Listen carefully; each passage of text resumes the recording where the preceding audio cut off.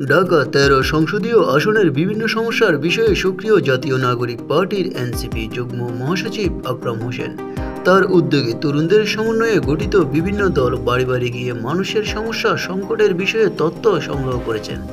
তার এলাকার খাল ও মাঠ রক্ষায় মানববন্ধন করেছেন। ১৫ই মার্চ আয়োজন করেছেন ইফতারের মাহফিলও। ঈদুল ফিতরের সময় জনসংযোগের আরও বিভিন্ন পরিকল্পনা আছে তার। তিনি ঢাকা ১০ আসনের মোহাম্মদপুর আবদার এলাকা থেকে আগামী নির্বাচনের প্রার্থী হতে চান। তবে আকরাম জানান, ঈদের আগে চাঁদ রাতে ঢাকা ১৩ আসনে তার উদ্দেশ্যে মিছিল হবে। ঈদের দিন মোহাম্মদপুর এলাকায় জুলাই অভ্যুত্থানে শহীদের কবর জিয়ারত, শহীদ পরিবারগুলোর সঙ্গে সাক্ষাৎ এবং নির্বাচনীয় এলাকায় মসজিদগুলোতে গিয়ে স্থানীয় গণ্যমান্য ব্যক্তিদের সঙ্গে সাক্ষাৎ করবেন তিনি। তবে আকরামের মতে আগামী জাতীয় নির্বাচনকে কেন্দ্র করে তরুণদের নতুন দল এনসিপি আরও অনেক নিজ নিজ এলাকায় সক্রিয় হয়েছেন। তাদের মধ্যে বেশি আলোচিত হয়েছেন এনসিপির জ্যেষ্ঠ যুগ্ম মুখ্য সমন্বয়ক আব্দুল হান্নান মাসুদ।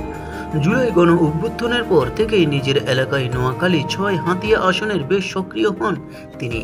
এলাকায় বিভিন্ন কর্মসূচিতে অংশ নেওয়ার পাশাপাশি বিভিন্ন স্থানীয় সমস্যার সমাধানেও তিনি কাজ করছেন।